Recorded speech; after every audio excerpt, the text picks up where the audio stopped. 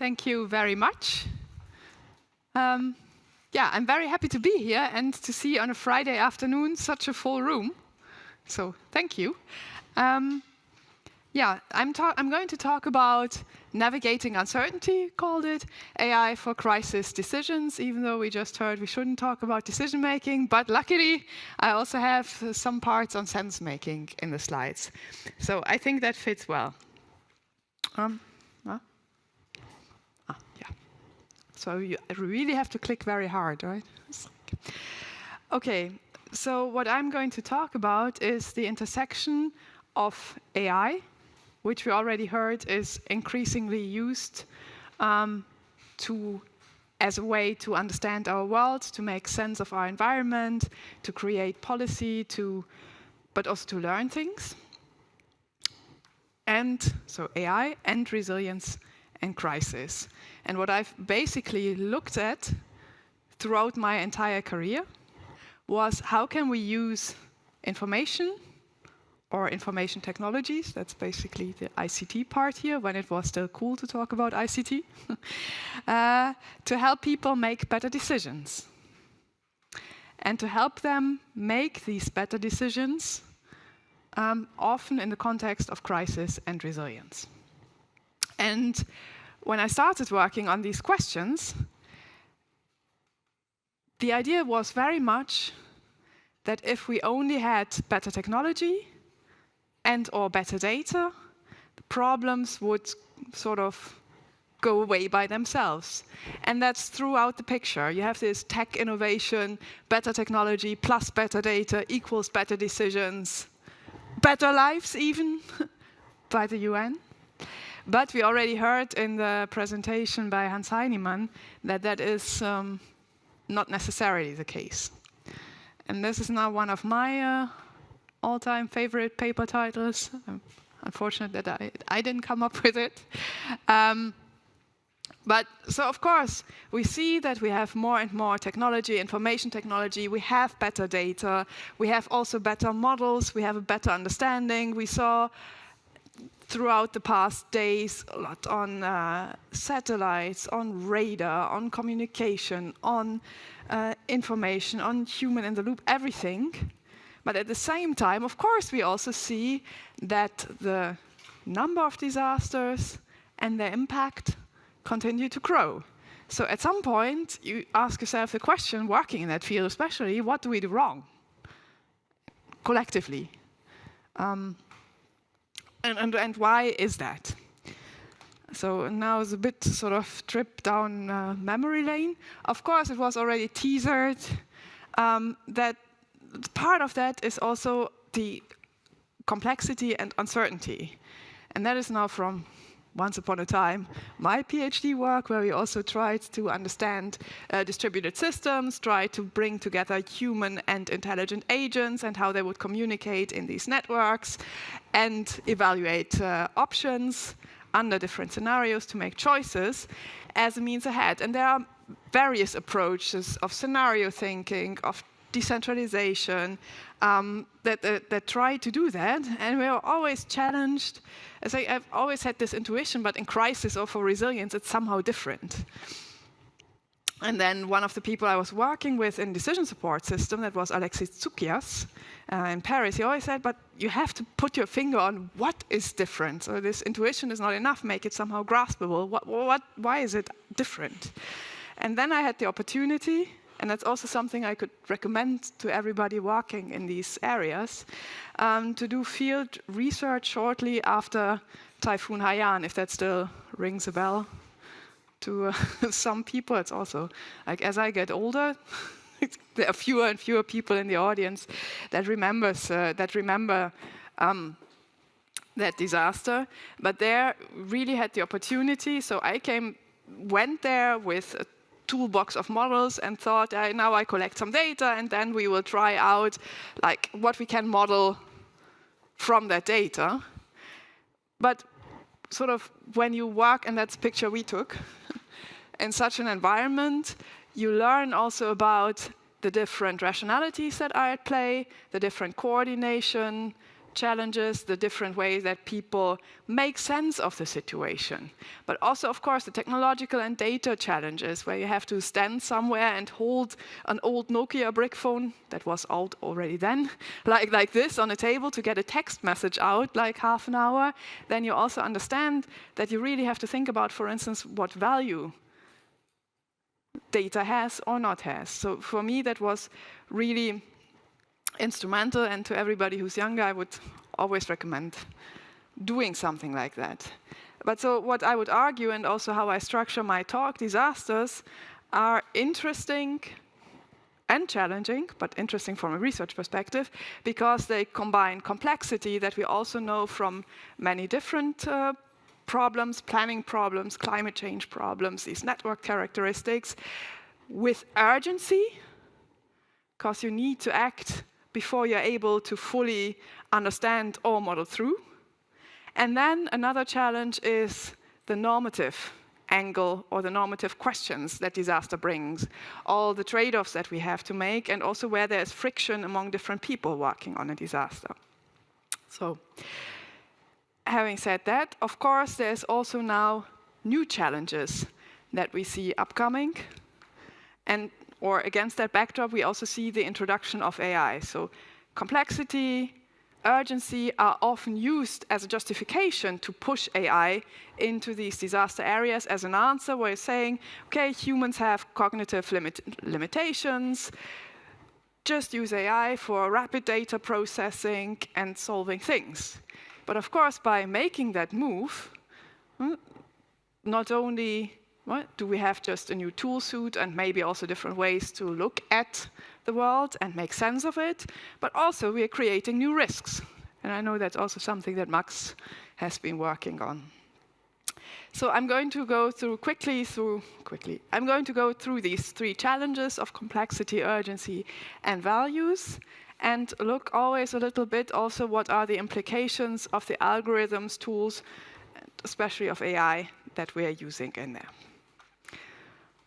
Okay, first, complexity. And related to that, what do we want to measure or model? You already heard a little bit about the challenges that come with it. Now, in crisis management, we, for a very long time, have had the idea that we can model one crisis as an isolated incident, one crisis at a time, up to the political level. We were working on that report for the European Commission, and we were presenting it to the Parliament, and then we got a question that was still in the aftermath of COVID, and then came the Ukraine war, and there was a question, yeah, but you know, when can we sort of switch again, and when can we either go back to normal or look at not COVID anymore? And then the answer of the politicians was, yeah, that's easy, when the next crisis comes. So, but we are also so used at thinking about crisis as these isolated incidents and managing them like that, that we forget all these interdependencies that are there. And so we argued in that report that we need to, throughout the crisis response already, monitor and think about the repercussions that we may create by responding to the crisis in the longer term. Now, of course, that does not reduce complexity. On the contrary, it makes it even worse. Now, what do then institutions do to capture such complexity and model resilience? Does anybody know what this is?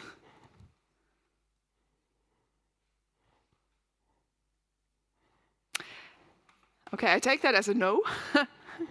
It's the social and economic resilience dashboard of the European Commission put together by the JRC.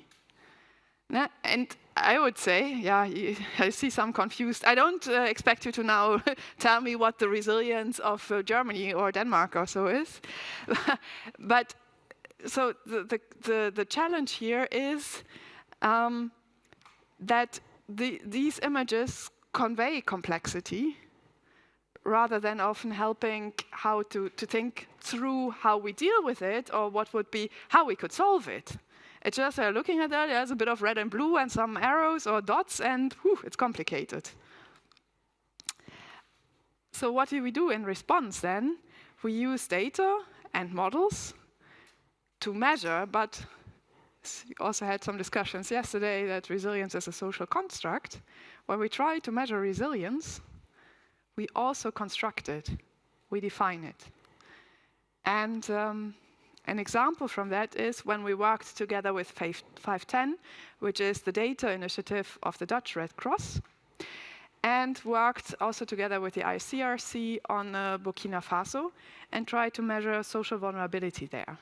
Now, Burkina Faso is a sort of a complicated country that has not only only prone to climate shocks, but also has conflicts going on, and where social vulnerability is also shaped very dynamically over time. But what we look at is just use two different approaches, quite prominent to measure social vulnerability in that context. Want to stress, we used the same data set. We just used two different approaches. One was based on the INFORM risk index, and one was based, according to Susan Cutter's work, by PCA. And what you can see already is like, yeah, it kind of looks different. And then we said, well, but if it's in absolute terms a bit different, then maybe it's not too bad. Let's look at the ranking. And unfortunately, you see that some of the most vulnerable communes in the PCA are the least vulnerable with the INFORM index and vice versa. And if you know that agencies make funding decisions based on this, then it's kind of concerning. But at the same time, I often hear discussions about we need more data or we need to get better data, but I rarely hear, oh, we need to now have a discussion about the weighting algorithm or our aggregation of what we do, even though, again, same data, that's super important. So that's maybe also in the direction of DREX. It's like sort of a hint of we need to get into these details as well and make that discussable. Okay, heat. We already heard of some heat work also in Darmstadt. Also, the Netherlands has heat problems, even though it's not famous for that, but the urban heat island effect is quite strong. Now, when you look at, of course, heat has increasingly an impact on health in the EU, and every summer we see heat and more heat waves. But what you then sort of see as adaptation options, and that's why I bring this, it's a bit underwhelming sometimes. It's, yeah, stay cool, okay, good luck. Stay informed, but it's warm, so yeah. And then sustainable cities with green roofs, parks, and so forth. So after that, we also looked at vulnerability in different cities to heat. And what we did is we looked at ambulance calls in different Dutch cities and how they changed during the heat waves, so the excess ambulance calls. And then we analyzed the factors that explained the regions where most of these ambulance calls, or the districts where most of these ambulance calls happened. And that there you see now, well, or you don't see, that it's The Hague, Rotterdam, and Amsterdam. And what really struck us there is that what makes households or areas vulnerable to heat in Rotterdam and The Hague is mostly these 40% low-income households. That's the first profile, first cluster. And also non-Western migrants, very often. Whereas in Amsterdam, that's here, it's the people with severe limitations in health and also the elderly people. However, if we use now the standard indicator models to ask, like, what makes populations or districts vulnerable to heat, where should we concentrate our efforts, you mostly get a blanket statement, and it's not contextualized. Quickly flipping over that, but that means context really matters. And we have to think about striking a balance between models that we can use to compare, or indicator models, whatever, that we can use to compare different contexts, or things where we have to contextualize and say we need then different, maybe outcome-based metrics, like these ambulance calls, for instance, and then think about what drives these outcomes in these contexts. But again, yeah, so we have this comparability discussion. Interesting challenge, because we hear that the emergenCITY wants to continue, so I'm just throwing a couple of things also out there. Okay, now urgency. So all these problems, I've said it, are quite urgent and often treated like an emergency situation. Then I started to work with a former PhD student of me who is an urban planner and architect. And we started really looking at how cities are planned, and I thought it's also fitting very well here. And this tension between what we build or rebuild after disaster will be there for potentially a very long time. Yet what I also did not know before starting to work with her is that urban planning often only has a very limited planning time frame.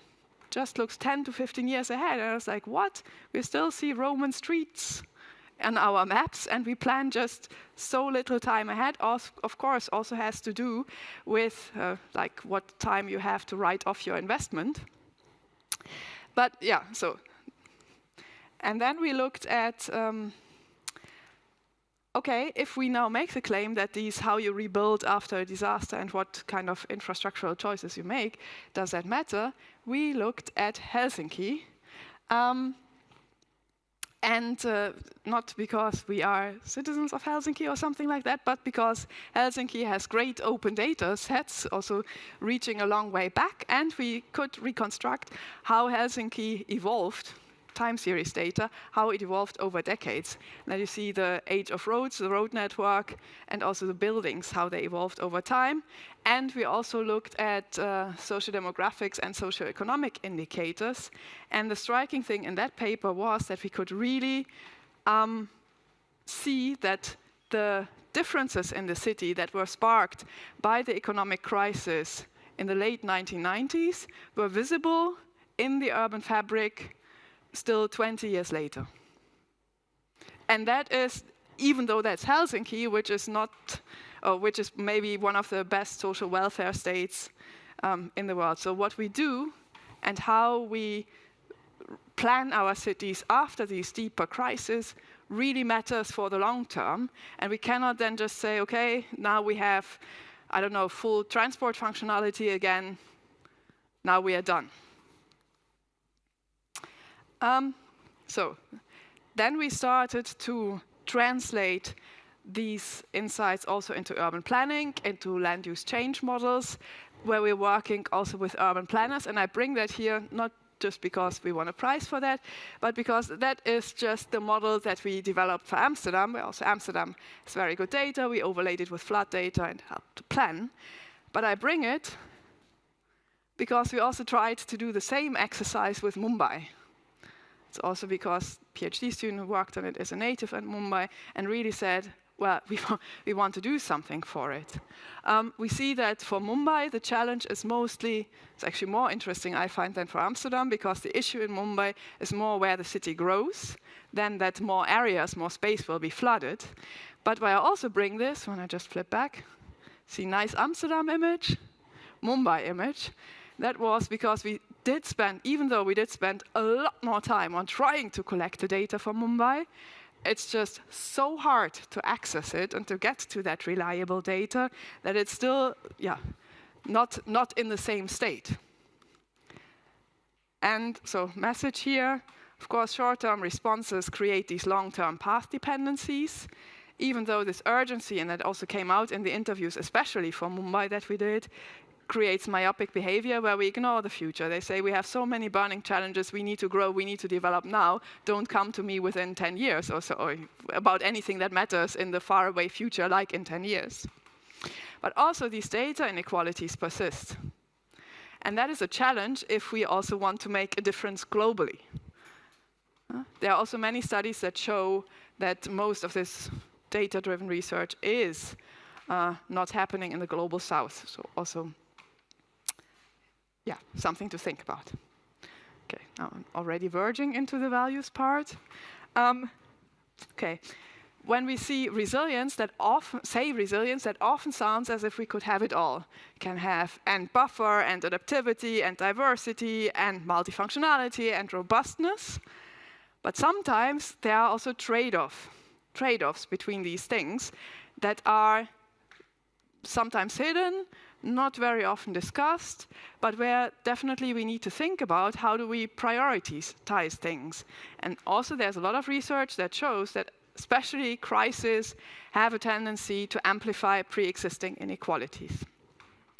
So now how do we do that? And of course it depends also on people in the room. But under a lot of uncertainty, people will always say, okay, we need to make sort of adaptive decisions. And I showed you this field research from Haiyan. So I said, in decision making, you have to keep moving, you can't sit still and reflect, just take a decision, you move, and then you can adjust and learn. So this approach to decision making, not calculating anything, but learning and going. And then we said, and it was in January 2022, we did an experiment with people from the health organizations and the emergency departments in The Hague, and we did a hidden profile experiment.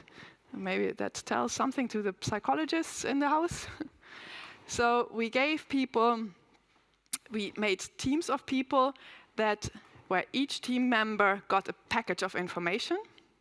Some of that information was commonly held, so everybody in the team had that information, and some information was unique, so only one person in the team had that piece of information. And the challenge in this hidden profile experiment is to make the right decision. These unique pieces of information have to be put together. So to find the correct solution, you have to dare bring something into the discussion that nobody else knows. And that's challenging for people. You can also check for yourself. If you small talk, we talk about the weather and not about something that only you know. Okay, what happened? We then monitored how the discussion went, and a bit hard to see. So this debiasing behavior, so people knew they were on a biasing experiment. I even was angry at one of the student assistants that ran to one table and said, but you know, you have to put these things together. But of course, because we also applied time pressure, people really flipped, professional emergency responders, flipped into this mode, but now we have to make a map and we have to make a decision, so don't go away with your biases, student assistant. And then what we saw is, of course, the hidden profile was not found. But then we did a second stage to that experiment, where we then asked people, so they had to make an initial choice, and then we asked people, okay, now we can offer you more information. What would you like to have here from a catalog? And what really also struck me was that overwhelmingly from that catalog, people picked information that was confirming their initial assumptions. Even though they knew, again, it was a bias experiment, they knew the data that they had initially was flawed, and still they went for confirming. And that then, of course, gets into this vicious cycle, where you have a data bias initially that runs into these bias decisions that you then seek to confirm by not looking at anything else. So this short-term data or biases lead to these persistent mental models. And that is, and we can argue about that, but maybe as dangerous as the built-in path dependencies we have potentially in our infrastructure. And then, again, we did not discuss that we would talk about sense-making, but what is important is also that it's not an individual process. So when you look at the literature, sense-making is always a collective process, this process of meaning-making. So we continuously check in with our peers. I also try to look at you. Are you still following me? Are you checking your phone? Not looking at anybody specific, but so we constantly check with our environment, do we think the same thing? And now to understand also the role of media in potentially shaping these narratives, we looked at the case of the Emilia-Romagna floods together with Italian colleagues. And first of all, tried to understand if, and you remember these floods there in Emilia-Romagna, and we first tried to understand, did a survey, how behavior changed and perception of attribution changed in these affected and not affected communities, but also build a whole pipeline and process to understand what did the media think. And then we said, well, it's not just sufficient to look at, did they think it was climate change, but to go a layer deeper into the narratives, who is to blame and who is the victim. I hope you can read this a little bit, maybe not. So we looked at who is the victim, who is perceived as the villain, and who is perceived as the hero. And we see that, so we compared newspaper affected populations and not affected populations, and we see that the newspapers portray much more severely people, human interest stories as the victims, and the extreme event as the villain, whereas the communities, so the normal people, have a much more nuanced view, both on who is the victim, but also attribute much more climate change. So say much more climate change is the villain, climate change is responsible for this flood that we have experienced, with more extreme views on that by the affected communities. And in the survey, I don't have now a whole table on this here with nice significance tests, but we also see that this perception of who is the villain here also drives adaptation behavior, even if we control for media consumption. Okay? Now, that was Emilia-Romagna floods and news media, but I would now claim that increasingly, and especially with the rise of ChatGPT and these Google summaries and everything we have, AI is now mediating how we understand crisis. And I think that's both true for the general population as well as for professional responders and policy analysts. And we've seen that so this is from a report that we also co-authored together with Christian. For the science advice mechanism of the EU, there's just like a bazillion tools that is now actively being used exactly to address the many challenges that we are facing of urgency, of complexity, thinking about what can we do. But that means it's shaping our perception. It's very different from this collective sense-making with humans. There is now an AI that is the mediator in many cases.